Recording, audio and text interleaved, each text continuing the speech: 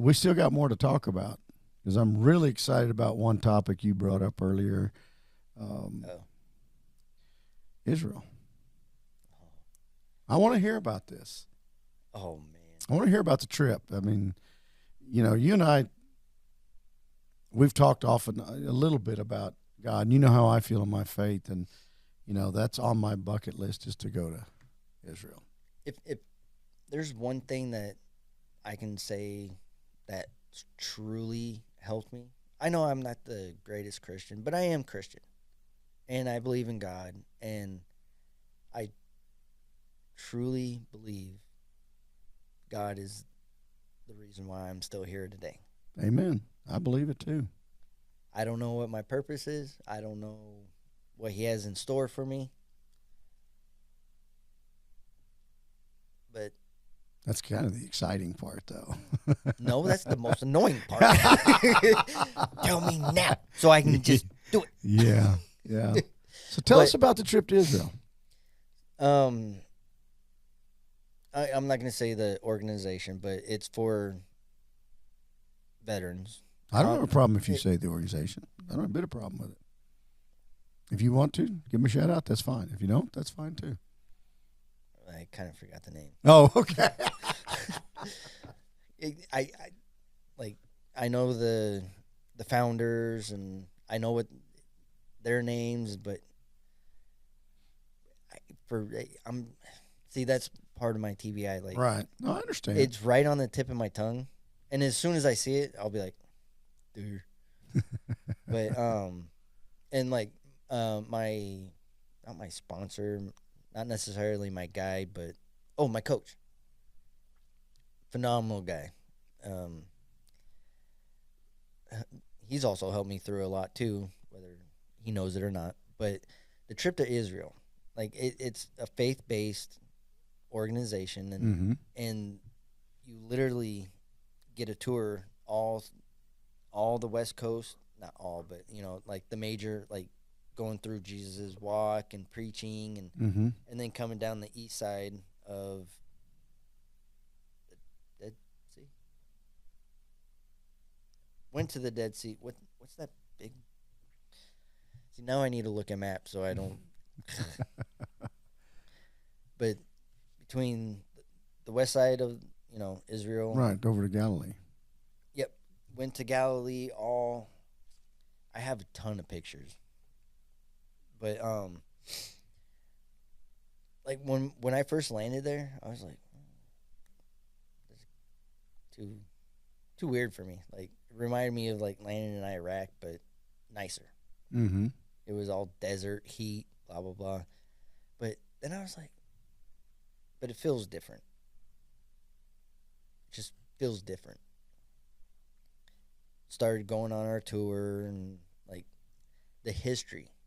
I wish I had a better memory from like the tour, but I was taking so much information in and like trying to relate it to the Bible and how Jesus has walked, and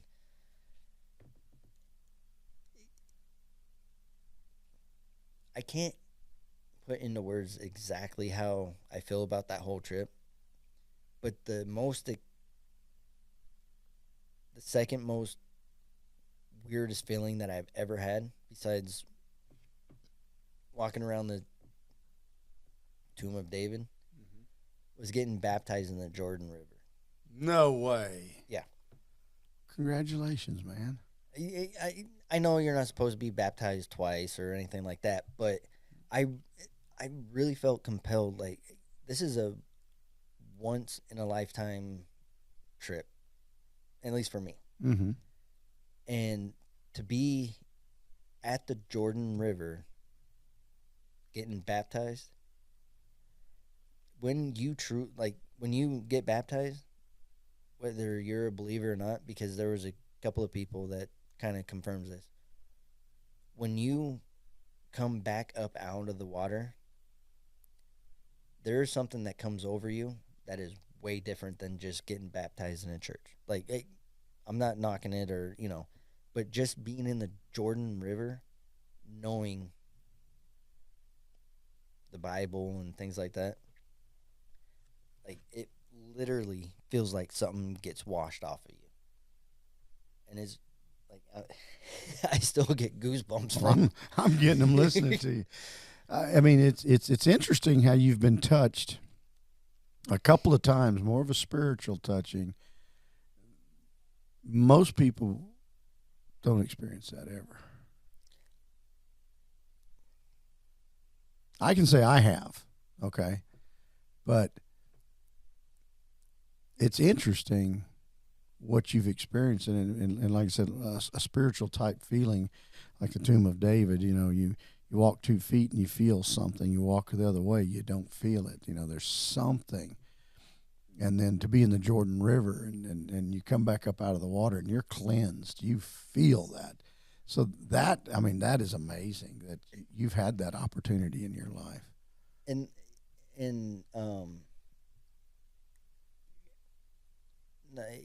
I am very blessed, very lucky, like that I've been able to experience even a quarter of what I've experienced.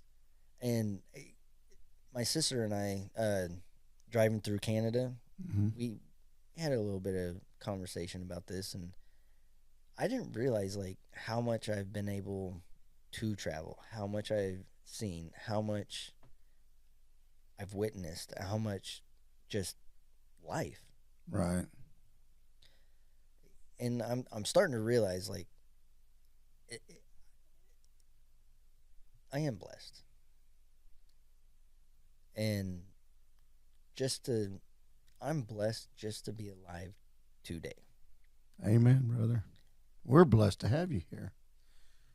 You were talking about Israel and the effect it had on you. Tell us again, who took you over there? It was Heroes to Heroes, and phenomenal organization. The husband of the founder is a rabbi, and they both came with us on the trip.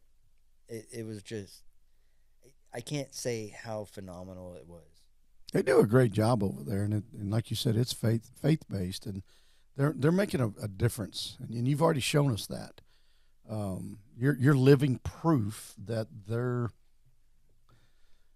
organization works. It does, and it before you even go to Israel, it's a so kind of explain it. It's a 12-month program, and there's steps that you go through, and yes, you have homework. Darn homework, but you meet like once a month, and before you even go on the 10-day trip, and you have a coach, and you talk, and they ask specific questions, and you have to write about it, and you don't have to read it to the group, and it's a group of just like 4 or 5 guys. It's not a big group. Now, when we went to Israel, there was, I want to say, a total of, along with the coaches, like 30 of us on a tour bus going all up the west coast of Israel and down the east side of Sea of Galilee. Yeah. Mm-hmm. And we went to the Dead Sea. Okay. Before I get sidetracked. But and you meet once a month,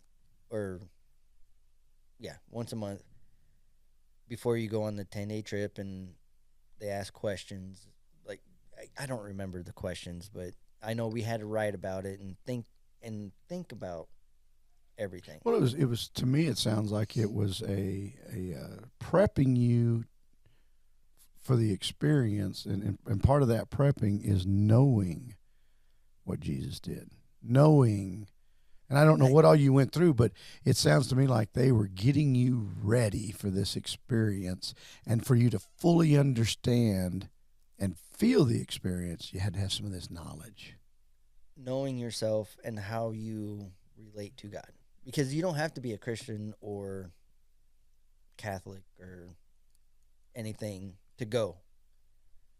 But there's been people that, from what I've heard, that have like connected with God so much that they did become a Christian because it helped them that much. Now, granted, it helped me reconnect to my faith even more so. That's awesome. And it just being able to walk where I don't know how true it is, or at least knowing that somewhere in the vicinity Jesus walked and did his preaching and did his. That's got to be an incredible feeling to know you walked on the same ground as Jesus. It's amazing.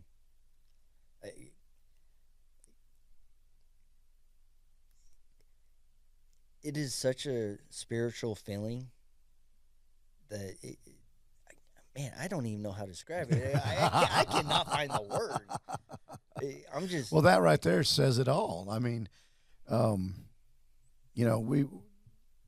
pastor of Zion Lutheran Church here in Kerrville, he is a former Navy SEAL and a former Army Ranger. He did both, and he goes to Israel quite often. What all he does, I know when everything broke out over there, the Palestinians, he was over there helping evacuate people. And so he's got a real connection over there, and I hope to have him on one of these sessions. He says he's going to come on. We just couldn't do it this weekend. He had other things going on, but incredible man. It's so impressive. I'd love for you to meet him someday. You know, he was on SEAL Team 22. He said, I didn't get to do the cool stuff, but he was there when Chris Kyle and all, I'm trying to think of the others, but anyways, he was there when all the names, that's when he was in Buds, but you know, I'm looking forward to that conversation, but you know, you're experiencing something that even civilians that like myself, it's on my bucket list, but I've never thought about the teaching or training beforehand. I've always thought I want to go over there, but I want to go with somebody that knows what's going on. And now that what I'm hearing, what you're saying, it's like that makes a lot of sense. Yeah.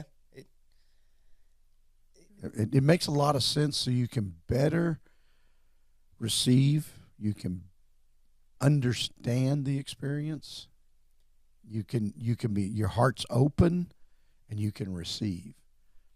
You know, a while ago you said when you came up out of that Jordan, you felt like something come over you, and I'm here to say you were cleansed. Not come over me, wash off of me. Okay, thank you for correcting that. But you were cleansed. So, yeah, here we go. Yeah. We're going again, and I've got the goosebumps. It's like, wow, this is exciting, and you know, in the Jordan River runs into the Dead Sea, a river of cleansing and life, and that's interesting. I wonder. I'd have to do some research on what kind of. I don't know how to say it. But anyways, but you know that's. So you were over there for 10 days. Yep. Intermingling with the population, or were y'all kind of on your own, or? No, we had to really. We did have a couple of times, like in the markets, certain markets that we could go venture out, but we had to be back at a certain time. Oh, okay. You know, be an adult. Well, tell me a little bit about the culture of the people. Did you get to meet? What was it like? And the reason I ask that is we all know about the terrorists that are attacking them. I mean, we know that the Islamic faith, culture, whatever you call them, they want them dead. Yeah, they do. I mean, and how do you live with that cloud over you? There's got to be huge spiritual faith that goes on. And the Bible talks about it. God's going to protect. He's going to protect them. I mean, I'm a firm believer of that. But did y'all experience any of that uneasiness over there? No. Well, I didn't at least. I didn't see anything that made me nervous. I didn't experience anything that made me nervous. I was just taking everything in and still watching people and um because that's what I did. I watch people and see how they walk, how they're holding themselves. I still do that, but honestly, I didn't feel any of that the entire time I was there. Like, I didn't feel uncomfortable. I was just in. See, to me, as an outsider looking in, I would think, I'm thinking, they've got to be under tension all the time. But yet, when you see a lot of these people in news clips and different things like that, you don't really see that. They seem to be a very happy. The media distorts everything. I agree with that. Look at recent things. The media still, we're how many days past the attempted assassination on President Trump? We're only a few days past that. We're a week. 7 days, I think. Yeah, we're 7 days past that attempt, and the media, along with our government, still will not call it an assassination attempt. They don't want to. No, they don't want to. There was something that I saw that Trump, millisecond before the shot, like a millisecond, turned his head, and that's when he went like this. If he kept his head where it was at, right, he'd be dead. Yep, he'd be dead. Back of the skull, just and so, I don't want to dig too deep into politics because it gets us into trouble, but. He said in his speech on Thursday night that it was God. God saved him. God was the reason. And then I saw it was Joy Behar who said, well, you're so narcissistic to use God and say that he saved you.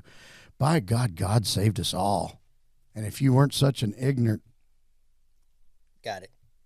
And that's where the bleeping comes in. You would understand. This is a personal thing between us and God has saved us all. God saved you. Multiple times. And I can tell you in my life where God has saved me. I actually talked to somebody today and talking about that specific event. But I know there's been multiple times. And so, am I a narcissist now? Because if now I'm a narcissist because I believe God saved me, I'll wear that tag proudly. But how is that? I don't get how she feels like President Trump's a narcissist because he says God saved him. And it's baffling. And I know we're getting off track here. Yep. We're getting way off track here. And I'm sorry about that, but that's just what happens sometimes. This is like any other conversation. We go down rabbit trails. Some of the best conversations you ever have. That's right. But I'm really intrigued about the Israel thing. Your experience that you all that you gained from it. And I gained a lot. I don't even know where to begin or where to start. But another experience that I just remembered was going to the West Wall. You know how they go up and write something and put their hands in their forehead? I got to do that. Wow.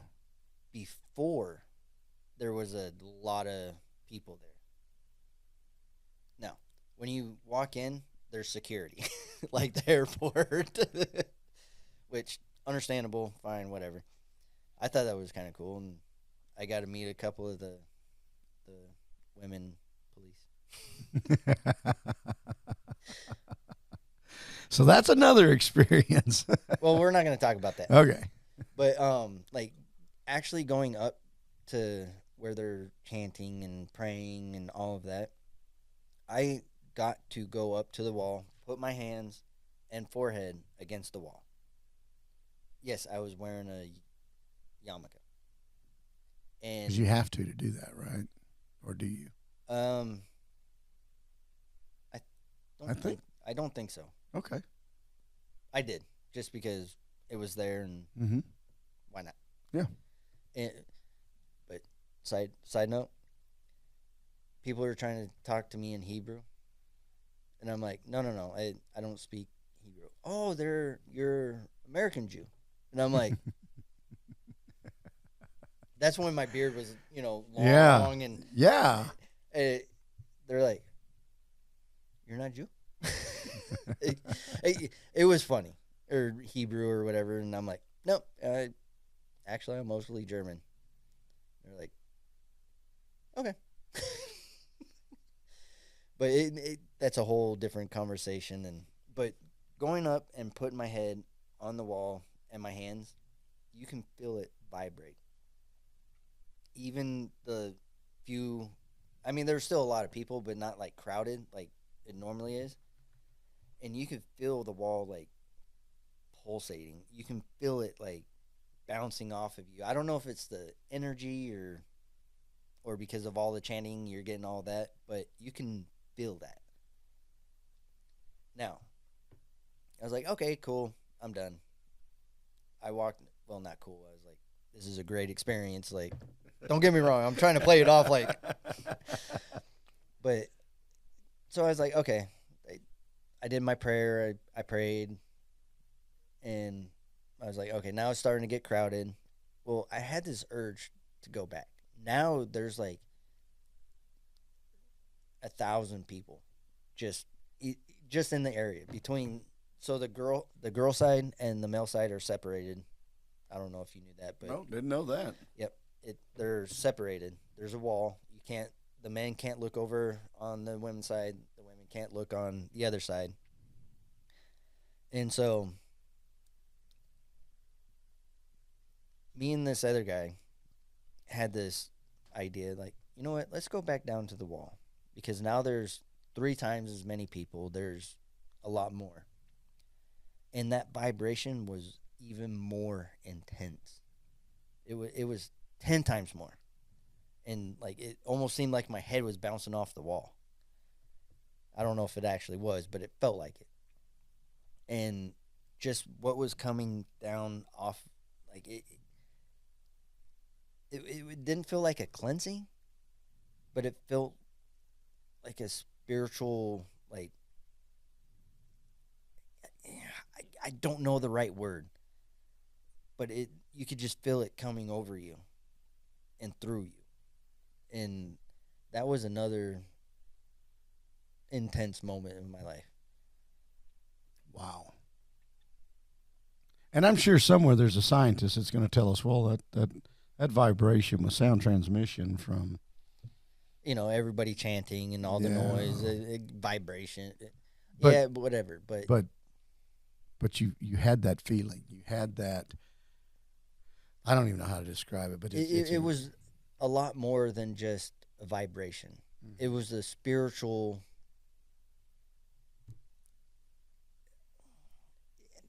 Cleansing is the complete wrong word, but you could feel like the Holy Spirit coming over you. It's a spiritual infusion. I like that. I just made that up. Good job. But that's what it is. It when the Holy Spirit comes into you, it is kind of like an infusion. It's changes you. Exactly. And you're not supposed to take pictures or video. Like, that's a no-no. So right. I wish I could have. Well, but you experienced it. I did. And that's... Oh. So what does it do for your daily life now? Unfortunately, like, talking about it, I'm getting all those feelings back and like, oh, wow. Oh, yeah, this. Oh, yeah, that. But I don't talk about it every day. I don't think about it every day. So, it just like anything, you don't think about it, it fades until you talk about it again. Maybe you're supposed to talk about it.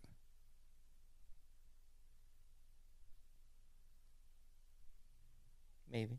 Maybe that's part of God's purpose. But he wants you to talk about it. But every time I've Like, because what it's done for me, just talking to you about it, man, it's got me psyched. It's like, oh God, I want to go do this. oh, I want to go again. You know, but it's more than just going. I think being able to share your faith with people is so important. We live in a society where you're looked down upon if you share your faith. I don't share my faith as much as I should. I'm getting better, and I'm doing more. But even because for so long I worried about what people were going to think about me. I worried about my image. You know, I've gotten to a point now where I don't give a rat's ass what you think of me. No judgment. You know, so you be you. Yeah. So, and it kind of goes back to what you were talking about in the Army when it was don't ask, don't tell. You be you. Just leave me alone. But, you know, when we see in a society where things that I consider immoral, you see all that's going on, and we talked about it earlier, is acceptable. But yet, if you stand up and say, "I'm a Christian," you're terrible. You're talked down to. You're pushed away. You're shunned, or there's a lot of different words you can use. But it's amazing that you've had that experience, and my advice would be share it. Let everybody know about it. I do talk about it. Don't get me wrong. And every time I do talk about it, Yeah. I'm like, oh man. And I try and turn people on to Heroes to Heroes. And Mm-hmm. once I do that, my hand, like, you apply, that's on you now. Mm-hmm. And then after that, it's out of my control. Now, you can't make people accept it and do it. That's it. All you can do is share, and then from there, it's between them and God. Now, I will tell you, when I first started the 12-month program before, so it's like 3 months or 3 chapters, I guess. Then you go to Israel. Like a build up, getting you to open up, basically. Mm-hmm. And I was really awkward at first. I was like, I ain't doing this shit. Like, I'll just make something up. Yeah. I never did. Yeah. Because then I felt guilty. I was like, okay, fine. I'll do the homework. Feel like I'm in school again. No. but like, honestly, like, I was awkward at first. I was like, I'm short, sweet. I think it was supposed to be 2 paragraphs, and I wrote half a paragraph. And my coach was like, hey, but we ended up talking more. And so now my half paragraph became 2 paragraphs. Right. Like, he actually, like, asked, well, what about this? Or what are your thoughts? Like, he brought it out. Like, he was being a coach, and like, yeah, okay, he only did half the assignment, but let's talk about it. Yeah. There's probably a lot more deeper, and that was his point. Yeah. Sometimes it's hard to put on paper what we're thinking. I am not a writer. Me neither. I hated doing reports when I was in the Army, doing reports and like evaluations and like wow,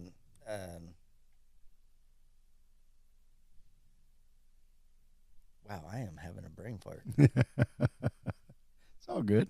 Like all good. Like AARs, like after mission. Yeah. And I always hated doing that. Like, I'm not a writer. It's going to be short, sweet, and to the point. Yeah. No, like, now if there was a specific thing that I was like, no, we definitely got to talk about that, I put that in. But other than that, I was just like, I don't like writing. I joined the Army not to write. And then I became an NCO and I had to become a writer. Yeah. I'm like, oh, man. That's just the way it is. But now that's a great experience, and you have the opportunity to share that with other veterans. You have the opportunity to help guide them and help point them. I don't tell just anybody, I I maybe I shouldn't be so picky, but I am very picky about who I tell people about my experience. So I'm actually glad I got to talk about this on air. Well, what keeps you from wanting to? Because people are so judgmental about Yeah, being a Christian, about yeah. faith, about But Jesus. but let me tell you something. In this time we've been doing this since 2011, I have witnessed a multitude of veterans that are coming to Christ. A multitude that you watch them over the years and how they change and a lot of it's maturity, growing up. And I don't mean that maturity as they were, acting as kids, even though a lot of the Marines did act as kids, but they still do. What are you talking about? they're still chewing crayons. I'm just kidding. I'm just kidding. But I'm seeing a lot more that are coming to Christ. And I think it's something that, I've talked about my dad, and we talk about, a lot of soldiers have found God in the foxhole. And I've talked about my dad. My mother was trying to bring him to Christ, and he wasn't brought up in the church. He was very resentful to it. I shouldn't say that because I honestly don't know what it was, but it was when he walked out of the command bunker in Korea and it blew up. He wasn't that far away. That's when he came to know Christ. And that's when he sent a letter to my mother and said, I accept. That's amazing. And he knew at that moment God saved him. So once again, according to Joy Behar, my dad was a narcissist. But, there's no atheists in foxholes. At some point, they're going to find God because that's all they got. But we see these guys come back. They're struggling with a lot of stuff. My buddy got killed. Why am I here? They don't look at the purpose. There's a reason you're still here. All these guys that have come back, yes, a lot of them missing limbs. Look at Shiloh. Yeah. But you introduced us to Shiloh, and that was incredible for us. That is an incredible man. But him and I have known each other since 2003, and we deployed together in 2004. And when he got hit by the IED, I was in Mosul and he was in Baghdad. Oh, wow. Like, we were still in country together. Not in the same unit, but right. Again. But, you look at Shiloh, and a lot of guys come back, and I don't know Shiloh's faith. I kind of sense his faith. But a lot of these guys come back, and they're struggling with, well, why, God? Why? And it takes time for them to understand it. First, they gotta soften that heart. They come back. A lot of these guys come back with hardened hearts. They don't understand, and I don't know if I would either. But I still don't understand to this day, and I may never. You may never, but there's a reason you're here. And I look at TJ. He's in that chair, but God, such an inspiration to people. And all the other guys that I've met and been around, whether they lost limbs or not, there's a lot of inspiration out there, but a lot of them don't understand they are an inspiration. And once they come around and realize, and it's not being selfish saying, I'm an inspiration. That's not it at all. It's once they get past, maybe it's the guilt.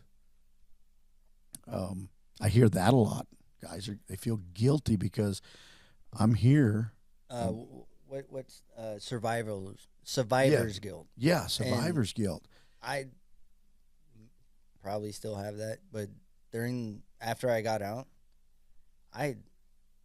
one of my Vietnam buddies from the VFW in El Paso, he's like, dude, you have survivor's guilt. And I was like, what is that? Like, and I blew him off. Like, I was like, Mm-hmm. whatever, you know. Well, I'm a bad mamma jamma. How could I be feeling anything? Well, no, I didn't think that way, but I didn't think I was badass either. Like, I was just like, well, I'm here, I'm alive. Like, okay,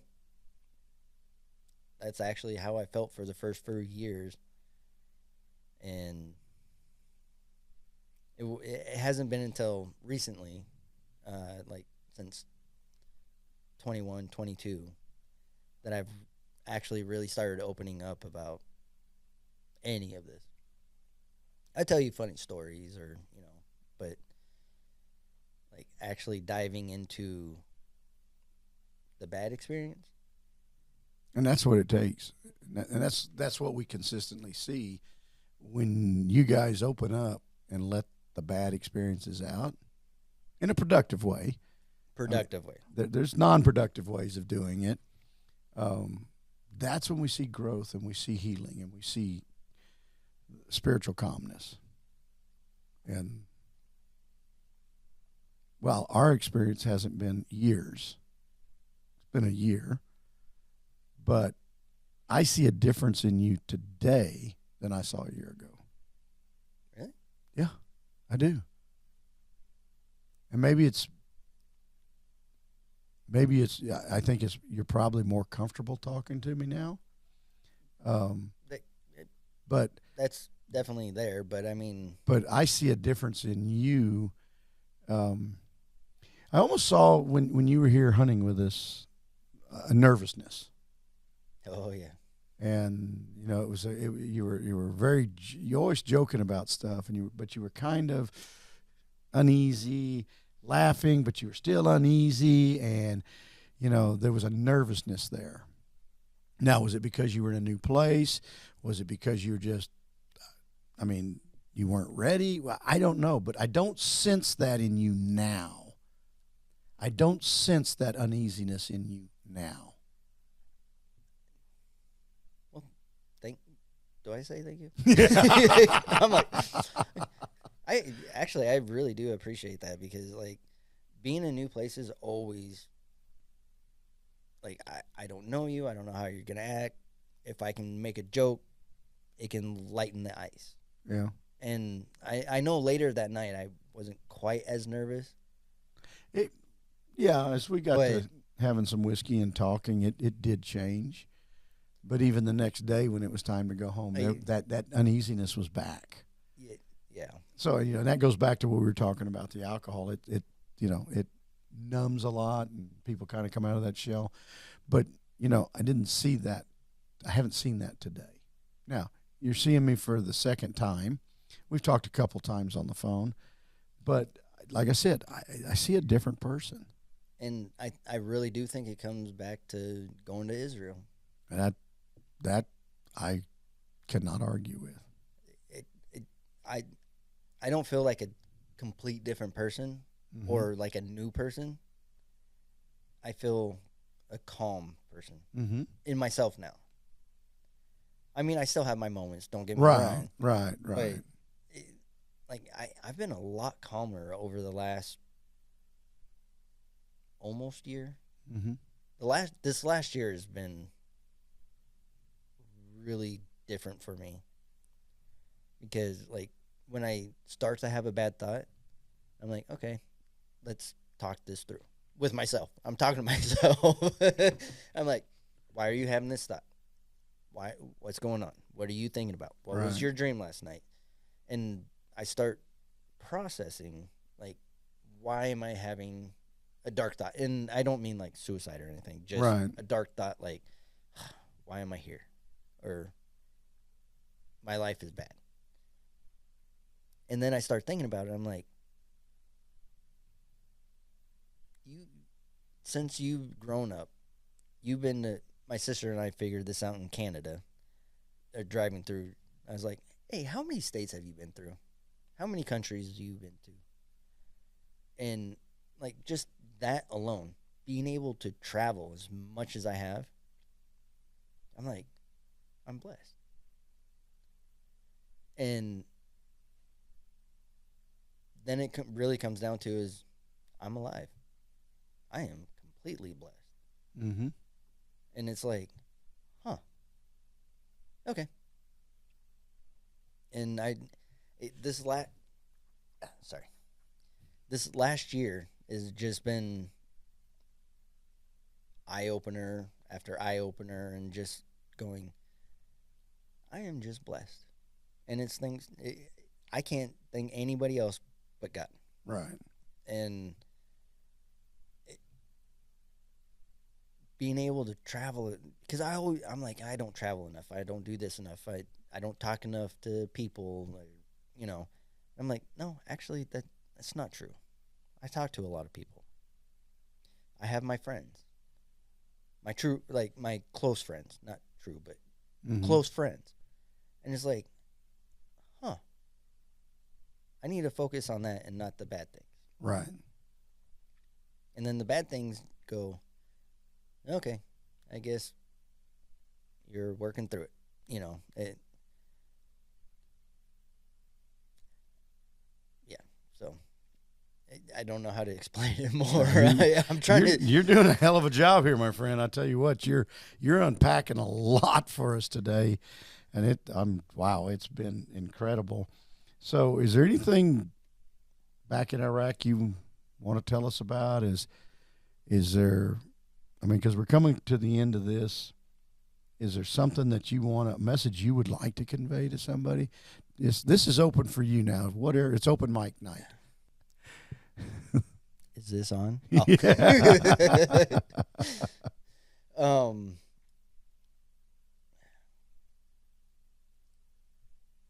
You know, the biggest thing that I want to tell my veterans, and really anybody, no matter how many times you fall off the horse, get the fuck back up and try again. And that is one of the hardest things to do. Because once you fail, now you think you're a failure. No. That just means you learned a lesson. Mm-hmm. And now, get up, dust yourself off, reevaluate, and move on. There's a saying in the military, I don't know if it's Marine, Army at least, adapt and overcome. Right. Once you apply that to your civilian life, things will still be hard, but it will be easier to overcome. And that's what I've really learned over the last year. And how old are you? 40.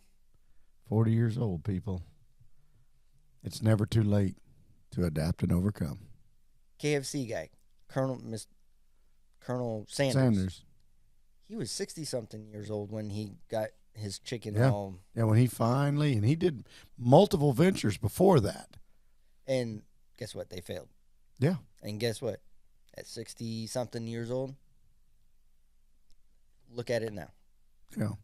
Well, you know, it's easy for me. You know, I've been in businesses a lot biggest part of my life, and I have failed multiple times. And it's easy for me to talk about it, but it doesn't resonate as much as when you're a veteran sitting here and you're telling them, boys, I have failed, but I'm getting back up and I'm going to keep going. I failed. It has a different message coming from you.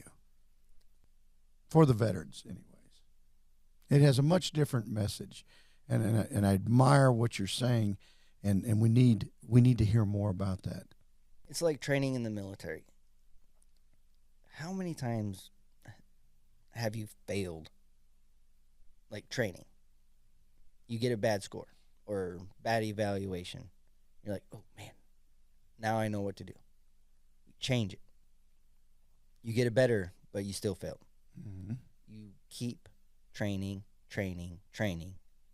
until you succeed. Absolutely. Any shout outs you want to give to anybody before we part? I don't like people enough. No, I'm kidding. I'm kidding. Shout out. Actually, Shiloh. We've been friends forever, but he's actually helped me a lot too. Shiloh Harris is who we're talking about. Oh yeah, I guess. And there's been a few people in my life that has really helped me and guided me, really, without me even knowing it. Right. Not gonna say their name, but that's totally up to you. But they know who they are. Well, that's the important thing. And you know what? My mom. My mom's amazing. And I would have to agree with that. Sitting here talking to you, she's got to be, and what I've learned about you, she's got to be an amazing, patient, understanding woman. She may not understand what I'm going through at times. Right. Oh, I've got to tell you this story. Okay. Oh. And is it about Mom? Yeah. Okay, let's hear about Mom. So, 2004, coming back from my first deployment for my 2-week leave, and I'll make it short and sweet. She tried to wake me up one morning, and I came out swinging like, you know, and my mom's like 5'0", petite redhead, and she's like, I ain't ever doing that again. So you know what she did the next morning? What? Poked me with a damn broom. Moms are smart. That they are. But I love my mom, and she's amazing, and thank you for not giving up on me. That is awesome. That is an awesome message. Thank you, Mom, for not giving up on JD. I don't think you ever did or ever even had that thought. But tell you what, you got an amazing son here. He's, like I said, this is Conversations with Heroes. And JD, you are truly one of our heroes. And we've really enjoyed this day of talking. Like I told you before we started, we just go where it takes us. And by God, this took us some places.